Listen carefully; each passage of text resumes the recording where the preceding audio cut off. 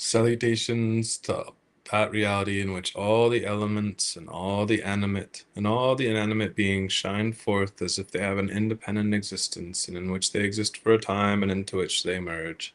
Salutations to that consciousness, which is the source of the apparently distinct threefold divisions of knower, knowledge, and known, seer, sight, and seen, doer, doing, and deed.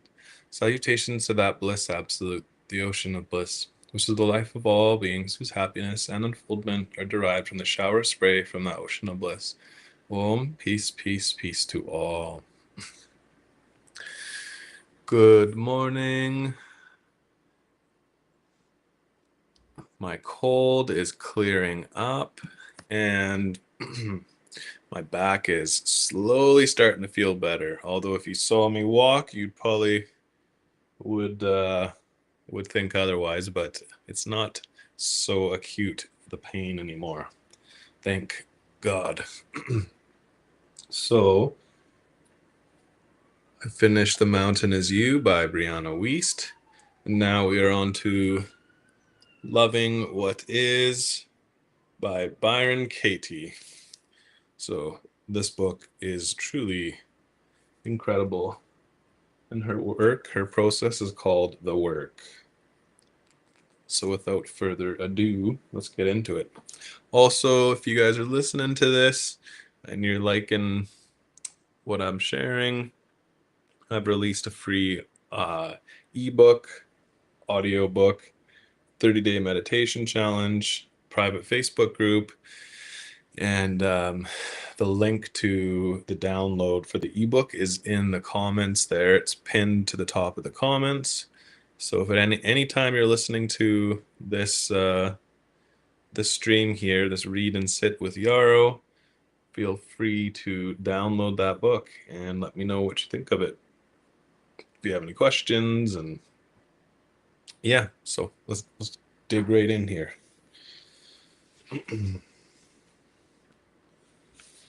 Okay. In 1992, she was invited to Northern California, and the work spread very fast from there. Katie accepted every invitation.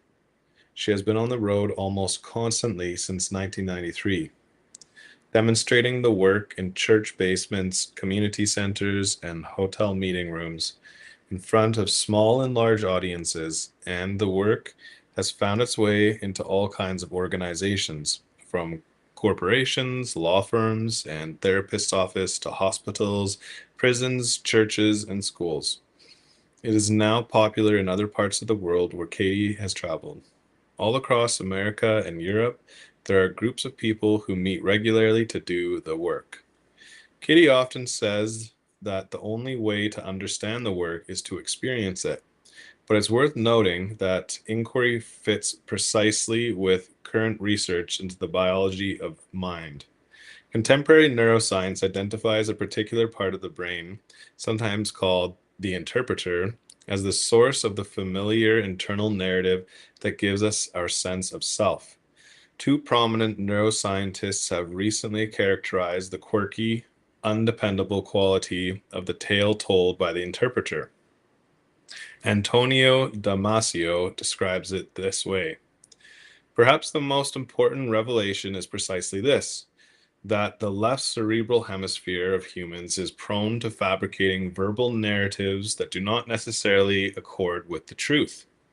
And Michael Gazzaniga writes, the left brain weaves its story in order to conceive itself, and and you that the left brain weaves its story in order to convince itself that you and to convince itself and you that it is in full control. And what is so adaptive about having what amounts to a spin doctor in the left brain, the interpreter is really trying to keep our personal story together. To do that, we have to learn to lie to ourselves.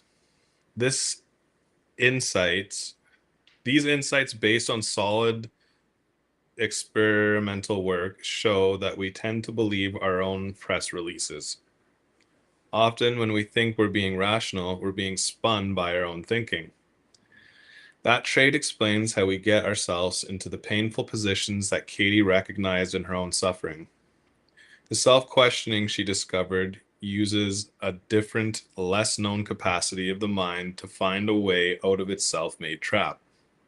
After doing the work, many people report an immediate sense of release and freedom from thoughts that were making them miserable. But if the work depended on a momentary experience, it would be far less useful than it is.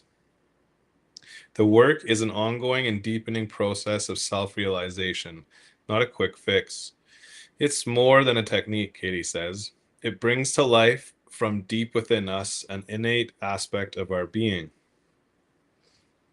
The deeper you go into the work, the more powerful you realize it is. People who have been practicing inquiry for a while often say, the work is no longer something I do, it is doing me. They describe how, without any conscious interaction, the mind notices each stressful thought and undoes it before it causes any suffering. Their internal argument with reality has disappeared, and they find what remains is love. Love for themselves, for whatever life brings. The title of this book describes their experience. Loving what is becomes as easy and natural as breathing.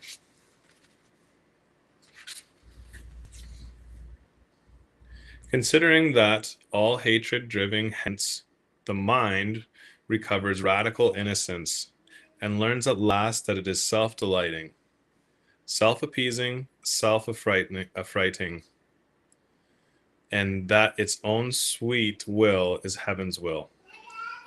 William Butler Yeats.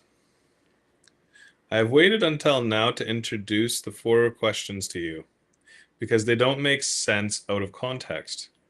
The best way to meet them is to see how they function in an actual example of the work. You'll also meet what Katie calls the turnaround, which is a way of experiencing the opposite of what you believe is true. The following dialogue with Katie took place before an audience of about 200 people. Mary, the woman who is sitting opposite to Katie of the stage, has filled out a one-page worksheet that asked her to write down her thoughts about someone who upsets her. The instructions are, allow yourself to be as judgmental and petty as you really feel. Don't try to be spiritual or kind. The pettier we can be when writing, the more likely it is that we'll benefit from the work. You'll see that Mary hasn't held back at all. She is a forceful woman, perhaps 40 years old, slim, attractive, and dressed in expensive-looking exercise clothes. At the beginning of the dialogue, her anger and impatience are palpable. A first experience of the work as the reader or onlooker can be uncomfortable. It helps to remember that all the participants, Mary, Katie, and the audience, are all on the same side here. All of them are looking for truth. If Katie ever seems to be mocking or derisive, you'll realize upon closer examination that she's making fun of the thought that is causing Mary's suffering, never of Mary herself. Toward the middle of the dialogue, when Katie says, "Do you really want to know the truth?" she doesn't mean her truth or any abstract truth, predetermined truth, but Mary's truth, the truth that is hidden behind her troubling thoughts. Mary has entered the dialogue in the first place because she trusts that Katie can help her discover where she is lying to herself. She welcomes Katie's persistence. You'll also note that right away that Katie is very free in her use of terms of endearment. One CEO, before a workshop that Katie gave to his top executives, felt that he had to issue a warning. If she holds your hand and calls you sweetheart or honey, please don't get excited. She does this with everyone.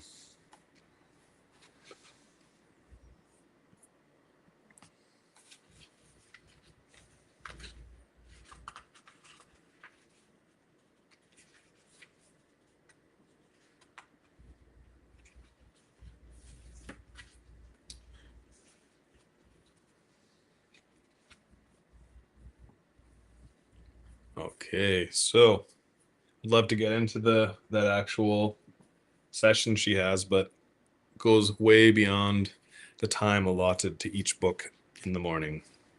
So I'll have to stay tuned for the next session. Next book, Eckhart Tolle, A New Earth, Awakening to Your Life's Purpose. A dialogue on inner purpose.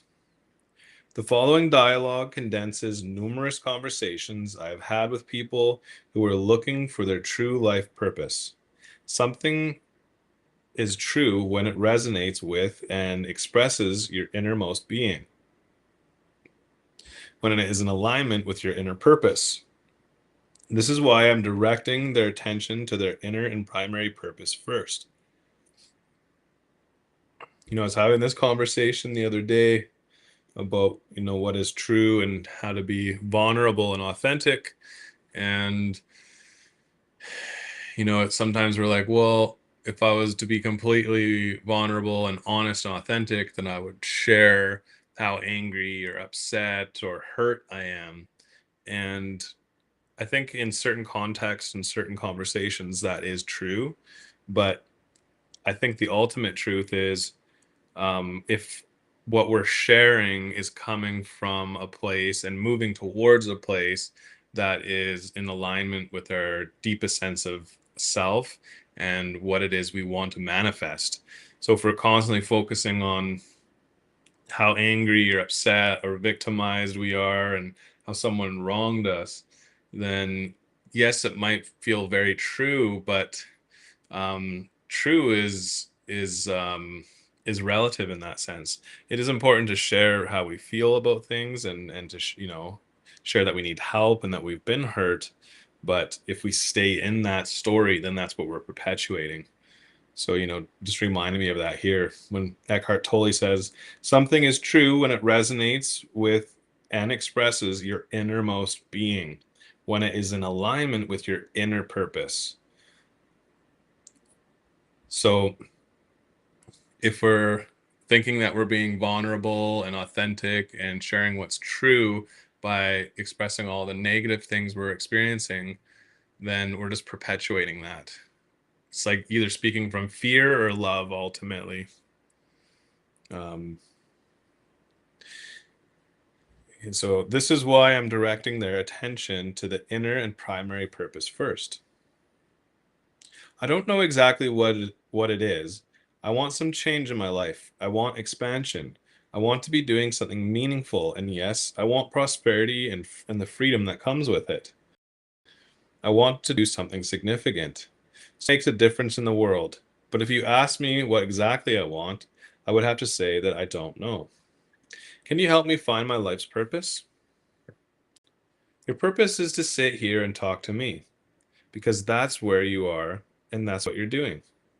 Until you get up and do something else, then that becomes your purpose.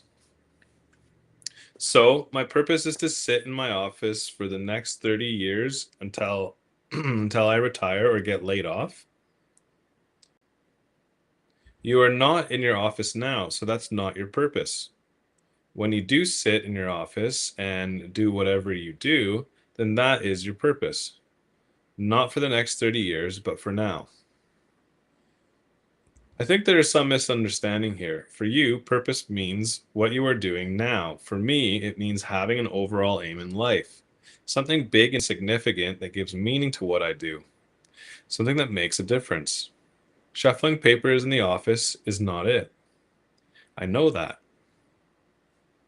As long as you are unaware of being, you will seek meaning only within the dimension of doing and of future.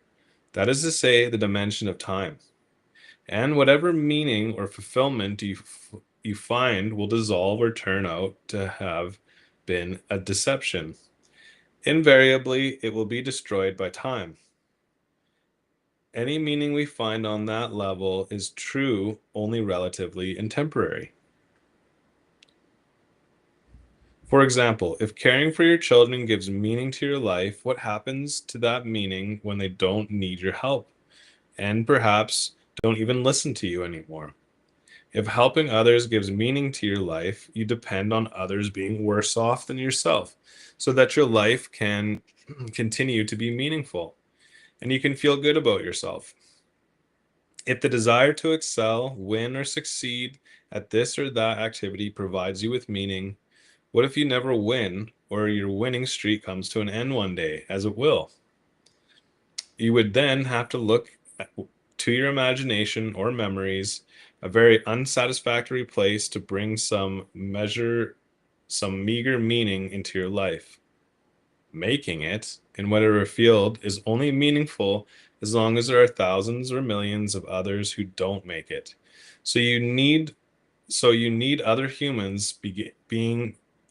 beings to fail so that your life can have meaning. I'm not saying here that helping others, caring for your children, or striving for excellence in whatever field are not worthwhile things to do. For many people, they are an important part of their outer purpose. But outer purpose alone is always relative, unstable, and impermanent. This does not mean that you should not be engaged in those activities. It means you should connect them to your inner primary purpose so that a deeper meaning flows into what you do. Without living in alignment with your primary purpose, whatever purpose you come up with, even if it is to create heaven on earth, will be out of the ego or become destroyed by time. Sooner or later, it will lead to suffering. If you ignore your inner purpose, no matter what you do, even if it looks spiritual, the ego will creep into how you do it. And so the means will corrupt the end. The common saying, the road to hell is paved with good intentions, points to this truth. In other words, not your aims or your actions are primary, but the state of consciousness out of which they come. Fulfilling your primary purpose is laying the foundation for a new reality, a new earth. Once that foundation is there, your external purpose becomes charged with spiritual power because your aims and intentions will be one with the evolutionary impulse of the universe. This is really in alignment with, in my book, Following Your Charm, where you connect with your deepest sense of self and then you align with the intelligence of the universe, which is connected to the evolution of consciousness and life on earth here. So once that foundation is there, your external purpose becomes charged with spiritual power because your aims and intentions will be one with the evolutionary impulse of the universe. The separation of thinking and awareness, which lies at the core of your primary purpose, happens through the negation of time. We are not speaking here, of course, of the use of time for practical purposes, such as making an appointment or planning a trip. We are not speaking of clock time, but psychological time, which is the mind's deep-seated habit of seeking the fullness of life in the future where it cannot be found, and ignoring the only point of access to it, the present moment. When you look upon what you do or where you are as the main purpose of your life, you negate time. This is enormously empowering. The negation of time is you the negation of time in what you do also provides the link between your inner and outer purposes, between being and doing. When you negate time, you negate the ego. Whatever you do, you will be doing extraordinarily well, because the doing itself becomes the focal point of your attention. Your doing then becomes a channel through which consciousness enters this world. This means there's a quality in what you do. There's quality in what you do, even in the action, like turning the pages in the phone book or walking across the room. The main purpose for turning the pages is to turn the pages. The secondary purpose is to find a phone number. The main purpose for walking across the room is to walk across the room. The secondary purpose is to pick up a book at the other end. And the moment you pick up the book, that becomes your main purpose. You may remember the paradox of time we mentioned earlier. Whatever you do takes time, and yet it is always now. While your inner purpose is to negate time, your outer purpose necessarily involves future, and so could not exist without time. But it is always secondary. Whenever you become anxious or stressed, outer purpose has taken over and you lose sight of your inner purpose. You have forgotten that your state of consciousness is primary, all else is secondary. Questioner: What would living like this not stop me from looking to achieve something great? My fear is that I will remain stuck with doing little things for the rest of my life. Things that are of no consequence. I'm afraid of never rising above mediocrity, never daring to achieve anything great, not fulfilling my potential. Eckhart: The great arises out of small things that are honored and cared for. Everybody's life really consists of small things. Greatness is a mental abstraction and a favorite fantasy of the ego. The paradox is that the foundation for greatness is honoring the small things of the present moment instead of pursuing the idea of greatness. The present moment is always small in the sense that it is always simple, but concealed within it lies the greatest power. Like the atom, it is one of the smallest things yet contains enormous power. Only when you align yourself with the present moment do you have access to that power. Or it may be more true to say that it then has access to you and through you to this world. Jesus was referring to this power when he said, "It is not I, but the Father within me who does the works, and I can do nothing. I, so self, do nothing." Anxiety, stress, and negativity cut you off from that power. The illusion that you are separate from the power that runs the universe returns. You feel yourself to be alone again, struggling against something or trying to achieve this or that. But why did anxiety, stress, or negativity arise? Because you turned away from the present moment. And why did you do that? You thought something else was more important. You forgot your main purpose. One small error, one small misperception creates a world of suffering. Through the present moment, you have access to the power of life itself, that which has traditionally been called God. As soon as you turn away from it, God ceases to be a reality in your life, and all you are left with is the mental concepts of God, which some people believe in and others deny. Even belief in God is only a poor substitute for the living reality of God manifesting every moment of your life. Questioner: Would complete harmony with the present moment not imply the cessation of all movement? Doesn't the existence of any goal imply that there is a temporary disruption in that harmony with the present moment, and perhaps a reestablishment of harmony at a higher and more complex level once the goal has been attained? I imagine that the sapling that pushes its way through the soil can't be in total harmony with the present moment either because it has a goal. It wants to become a big tree. Maybe once it has reached maturity, it will live in harmony with the present moment. Eckhart: The sapling doesn't want anything because it is at one with the totality, and the totality acts through it. Look at the lilies of the field, how they grow, said Jesus. They toil not, neither do they spin. Even Solomon in all his glory was not arrayed like one of these. We could say that the totality, life, wants the sapling to become a tree. But the sapling doesn't see itself as separate from life, and so wants nothing for itself. It is one with what life wants. That's why it isn't worried or stressed. And if it has to die prematurely, then it dies with ease. It is as surrendered in death as in life. It senses no matter how obscurely its rootedness in being, the formless and eternal one life. Like the Taoist sages of ancient China, Jesus likes to draw our attention to nature because he sees a power at work in it that humans have lost touch with. It is the creative power of the universe. Jesus goes on to say that if God clothes simple flowers in such beauty, how much more will God clothe you?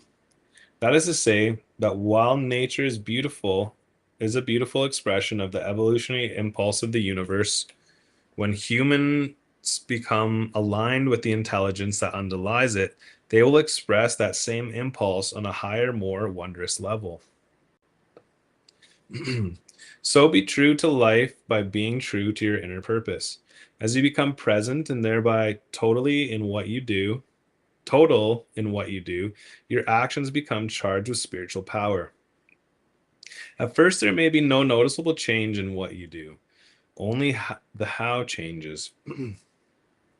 Your primary purpose is now to enable consciousness to flow into what you do. The secondary purpose is whatever you want to achieve through the doing.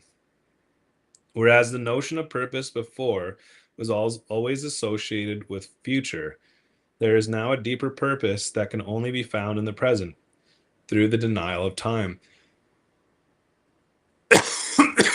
Excuse me. When you meet with people at work or wherever it may be, give them your fullest attention. You are no longer there primarily as a person, but as a field of awareness, of alert presence. The original reason for interacting with the other person, buying or selling something, requesting or giving information, and so on, now becomes secondary. The field of awareness that arises between you becomes a primary purpose for the interaction. That space of awareness becomes more important than what you may be talking about, more important than physical or thought objects.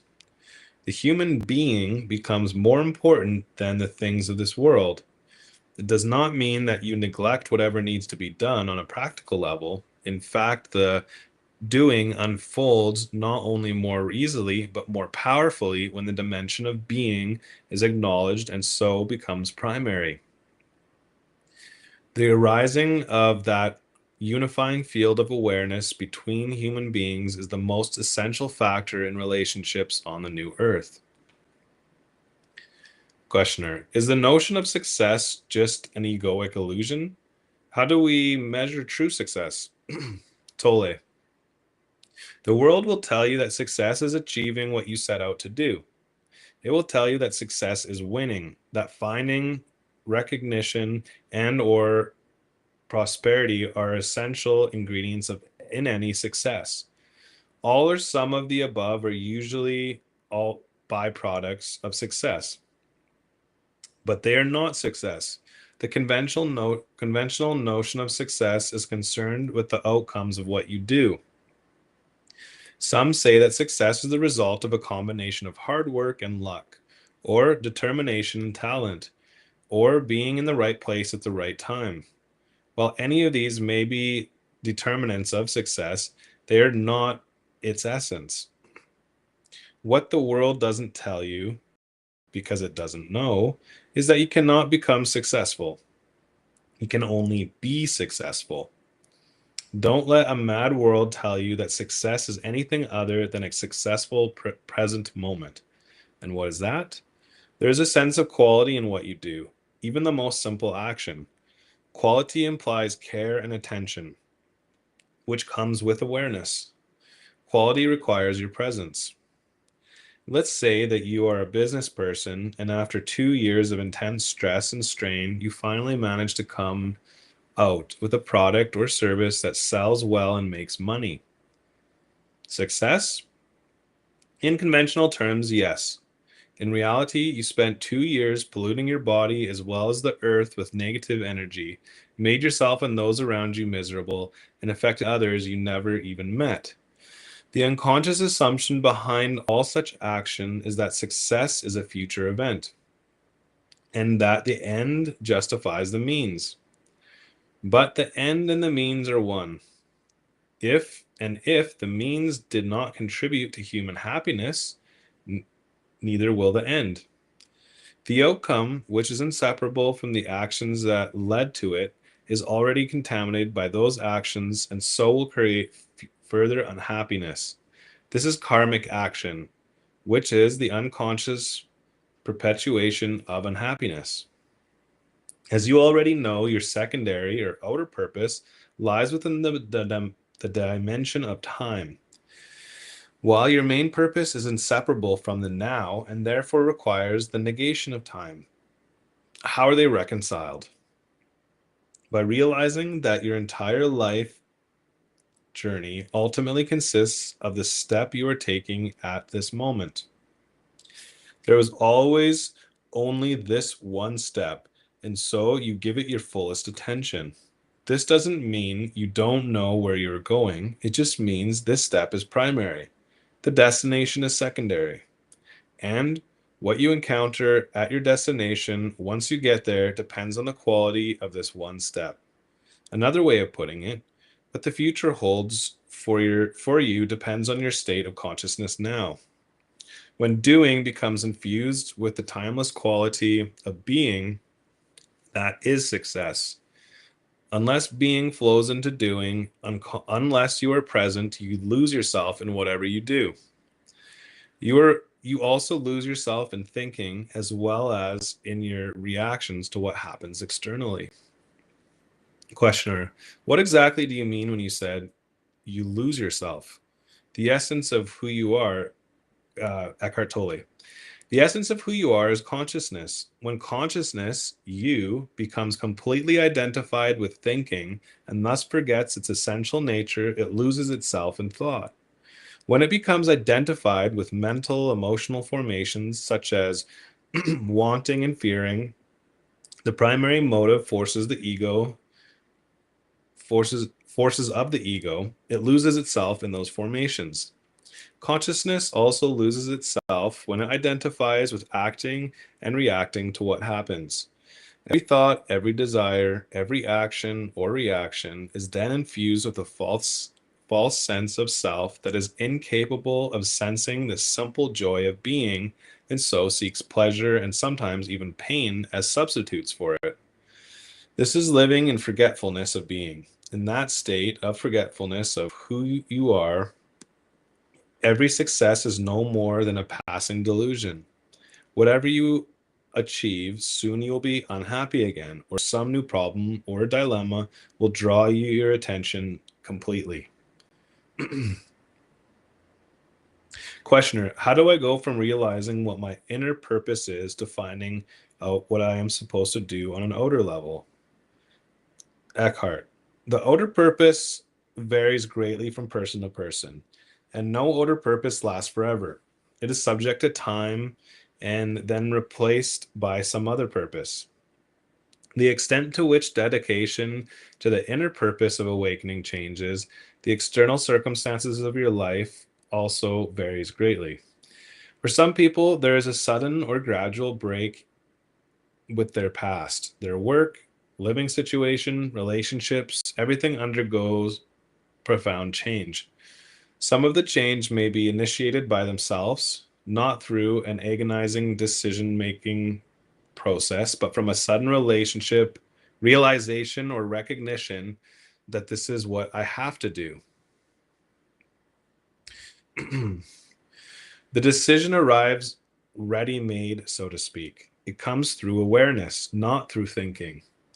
You wake up one morning and you know what to do. Some people find themselves walking out of an insane work environment or living situation. So before you discover what is right for you on the external level, before you discover what works, what is compatible with the awakening consciousness, you may have to find out what is not right, what no longer works, what is incompatible with your inner purpose. Other kinds of change may suddenly come to you from without. A chance meeting brings new opportunity and expansion into your life. A long-standing obstacle or conflict dissolves. Your friends either go through this inner transformation with you or drift out of your life. Some relationships dissolve, others deepen. You may get laid off from your job, or you may become an agent for positive change at your workplace. Your spouse leaves you, or you reach a new level of intimacy. Some changes may look negative on the surface, but you will soon realize that space is being created in your life for something new to emerge. So I definitely want to continue reading this conversation Eckhart's having with this person, but pushing time here with the reading. And because I pushed that one so far, we will not read the third book today, and we will begin the meditation.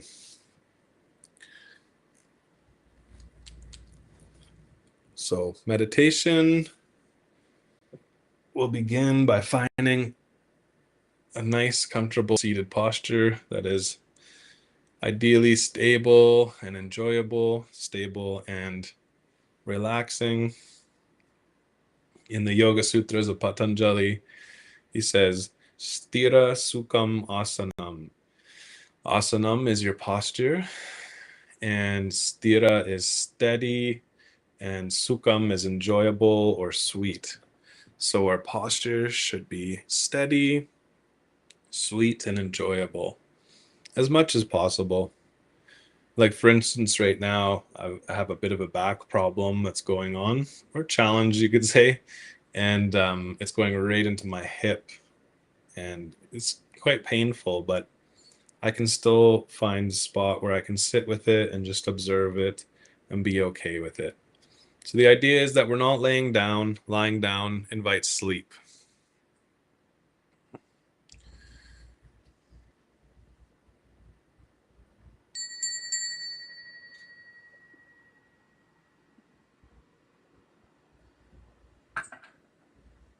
So we will take 9 full deep breaths.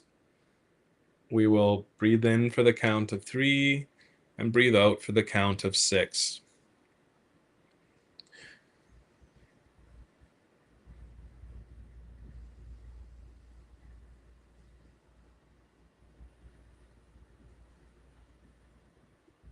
You can follow the counting of your breath, or you could follow each breath on each finger as you go, so you remember how many breaths you've done. Breathing fully into the whole body with each inhale. And as we exhale twice as long as the inhale, we're releasing any tension and whatever is no longer serving us.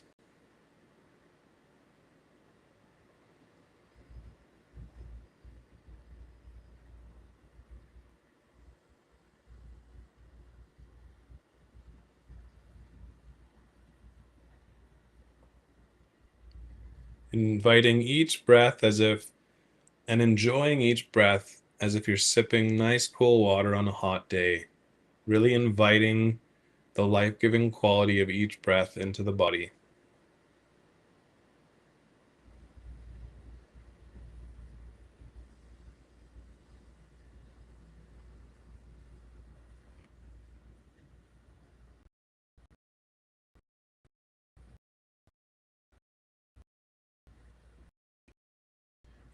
Each inhale counting to 3, and each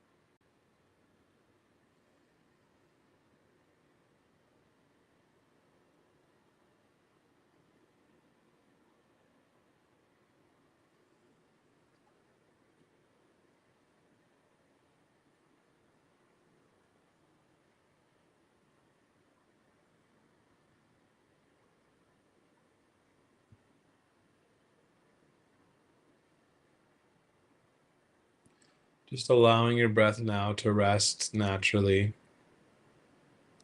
Noticing any thoughts arising and passing, and any emotional charge that might be there, any sense of wanting to avoid the practice or get sleepy or drowsy or be distracted, allowing it all to be as it is and continuing on with the practice. So now that we become more aware of the breath, more aware of the life-giving quality and the tether of life to the body, starting to scan the body from the tips of the toes to the top of the head, every inch of the body, noticing the sensation on the skin and noticing the life force within the body. You can ask yourself, how do I know that I'm alive? Can I sense the life force within this body? And even maybe a more fundamental and deeper question, profound question is, can I be aware of that life force? And if there is a life force within this body, then I must be that. One of my favorite sayings is, you do not have a life, you are life itself. And how much time do we spend being aware of this life force that we are, instead of caught up in thoughts or stories and old pains and traumas, robbing us seemingly from the experience of this present moment, experiencing this life force that's coursing through this body. Scanning from the tips of the toes, really bringing the focus to every part of the body. You can start from one leg, one foot. Let's say the right foot, scanning all the way up the whole leg, the left foot, each toe, through the foot, the shin, the calf, the knee, up the leg, scanning the whole leg, both sides, the hip, the pelvis, sacrum, scanning up through the spine, in the back, along the sides of the torso, the abdomen, chest, being aware of the life force and sensations on the skin, the life force within the body, scanning into the right shoulder, down the arm, wrapping the awareness around the elbow and the forearm and into the hand and each finger, and bringing your awareness into the left shoulder, wrapping your awareness around the arm, bicep, past the elbow and the forearm and the hand and each finger.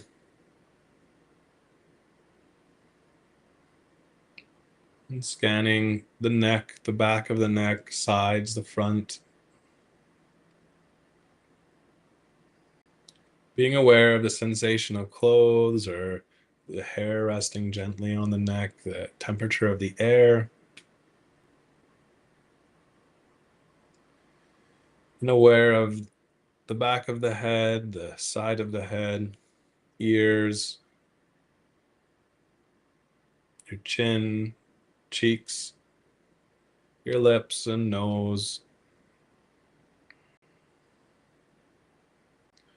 your eyes, forehead, top of the head. Now letting your awareness gently scan over the whole body in its totality. Letting the breath rest as it is, naturally breathing in and out. Letting your awareness rest in the sensations on the body and in the body. The direct experience of the life force within the body and the gentle sensations of the skin.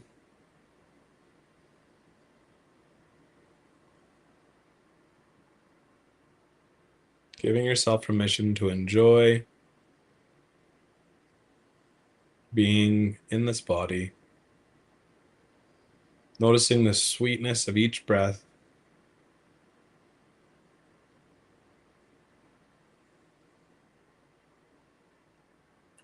not needing the moment to change or be anything than what it is.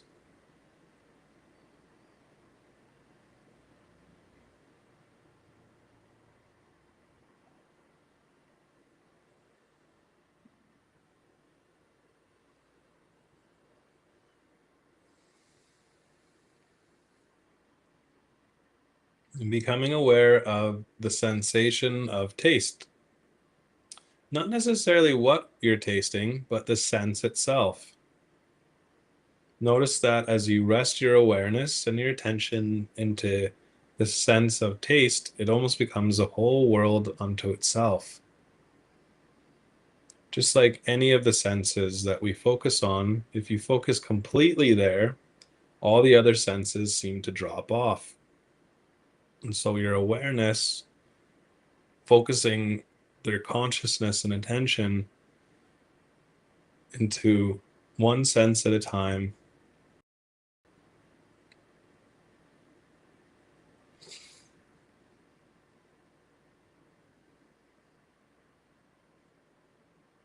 bring your awareness into the sense of smell. You may at first notice smells or not, but it's more important to be aware of the sensation of smelling itself.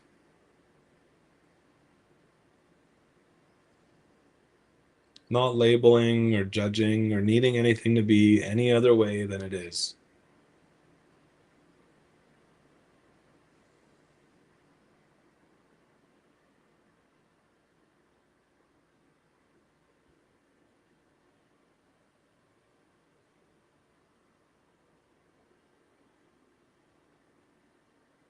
Bring your awareness into the sense of sight. Whether your eyes are open or closed, just simply resting into the sense of sight, not looking at anything in particular, but just resting into sight itself. Can you see without labeling, without judging, without preference, and just rest into the sense of seeing itself?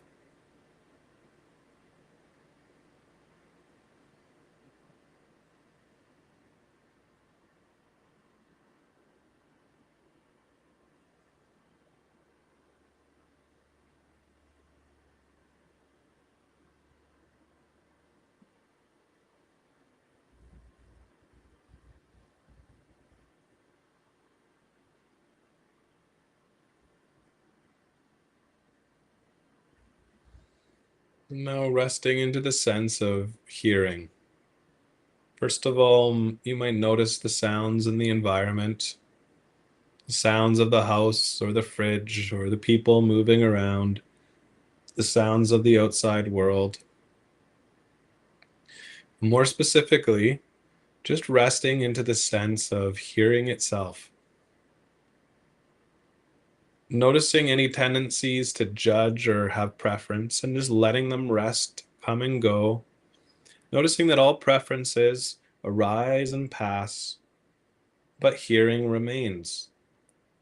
Can you just rest in this simple listening? Just the faculty of hearing itself.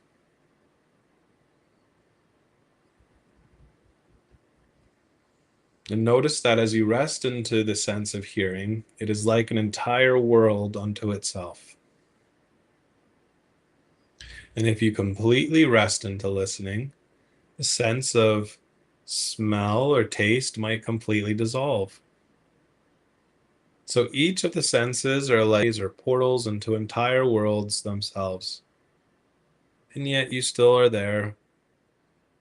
Your awareness remains. Your awareness is fundamental.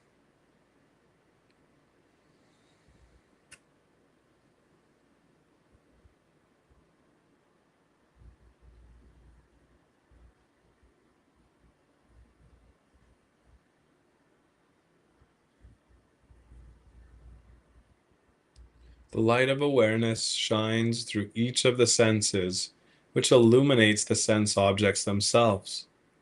Without this awareness, we would not be able to draw or focus attention into any of the senses.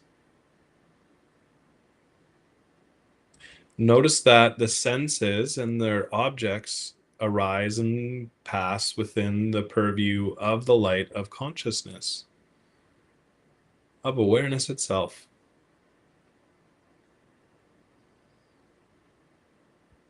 Bringing your attention to the sense of touch on the skin, of the temperature in the air, the feeling of your clothes, of your seat. Aware of the sense of taste, of smell, of sight, of hearing, the breath arising and passing. Just resting completely into the body, into the senses,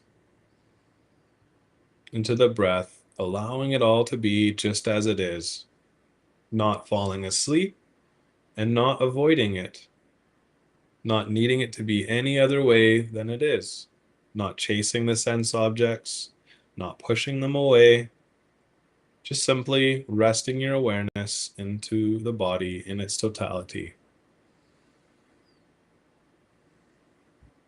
Noticing any preferences arising or passing.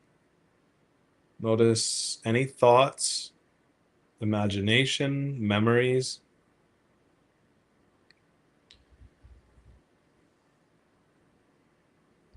Noticing any thoughts or emotions arising and passing, just as you notice the senses and the objects of the senses arising and passing in the purview of your awareness and your consciousness. Yes, you have a body. Yes, the body has its sense objects. Yet, there is a more fundamental aspect of your awareness or consciousness. You can remove each of the senses and yet you'd still remain. Your thoughts arise, last some amount of time, and pass. So too, these thoughts, coming and going, are not your true essence. Yes, they're part of your experience in this body, but they're not essentially you. Notice the emotions that come and go within your experience. The emotions arising, some thoughts come and create greater or lesser emotional charge. Some of the thoughts that we have we're more identified with. Other thoughts are barely perceptible and very little attention to, invest a very little sense of self in. And even the thoughts, the emotions, the feelings, the objects of the senses that we more greatly identify with and last longer, have more staying power, these too arise and pass within the purview of the light of awareness, consciousness. Notice that even your personality is a conglomeration and a culmination and accumulation of all the different conditioned experiences that one has had through the experiences of the body and its senses and the thoughts and emotions associated with these things. All of these things arising and passing within the light of awareness, light of consciousness.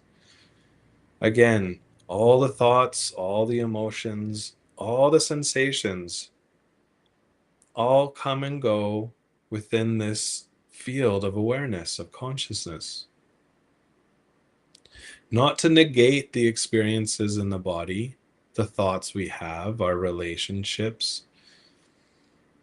but to notice that it is all arising and passing within the window, within the light of this consciousness, this awareness.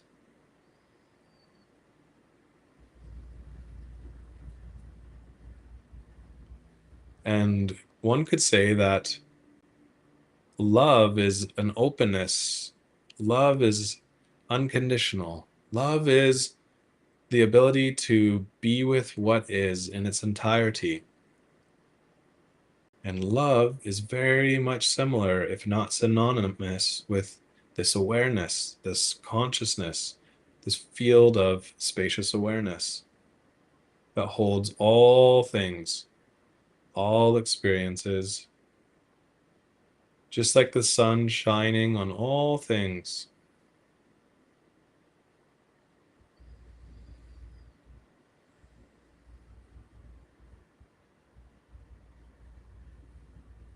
How do you know that you exist?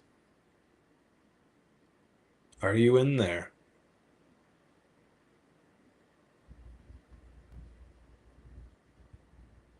Perhaps the most essential, fundamental, and first manifestation within this field of consciousness and awareness is the sense of I am, of beingness itself, before the associations of that beingness, before the I am male, I am female, I have this job and that relationship, I own this and that thing, I have this and that preference. Before all that is a subtle sense of just knowing that one exists. Experientially, I am. And yet, at an even deeper level, there is an awareness of this I am. The I am, the most fundamental sense of self, of individuality, rests within the greater ocean of awareness.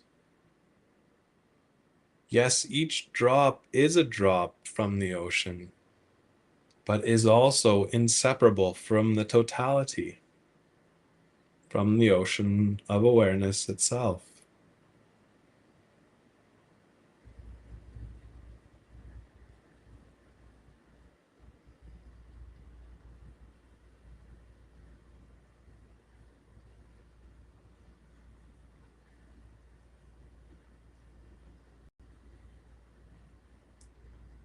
Your freedom is always ever present.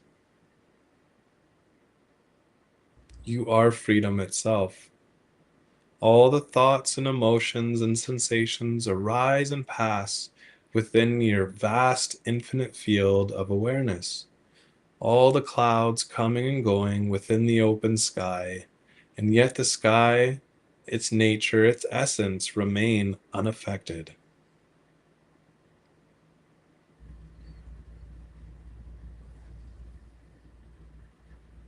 No matter how great or how small or how intense or how subtle the experience or thought or feeling or emotion, still your awareness, your true nature remains unaffected. And now, bringing a subtle smile to the face, whether it's perceivable outwardly or not, allowing yourself to have a gentle smile, a kind smile, just like the sun when it reaches through the clouds and it feels beautiful and it's golden and it's life-giving. So too your smile, your awareness, this loving awareness smiles at each thought, each emotion, whether more or less enjoyable, smiling at your entire body from the tips of the toes to the top of the head, gently smiling at the whole body, letting it know that it is safe, that you are safe, your thoughts and emotions are safe and welcome. Allowing yourself to smile gently at the room you're in and the house or the building, the city, the town, the countryside, gently smiling at the entire country, sharing your light of awareness with the whole entire world, this gentle smile, this loving awareness. sharing this smile and awareness with the entire solar system, galaxy, the cosmos, space, time, shining your awareness throughout all to all beings, gently smiling, bringing your awareness back into this body, smiling at your entire day ahead of you, which is always in the now, within the purview of this great awareness that you are, this loving awareness, knowing that you can always shine this loving kindness, this loving awareness to all aspects of your day, of your life, of your relationships.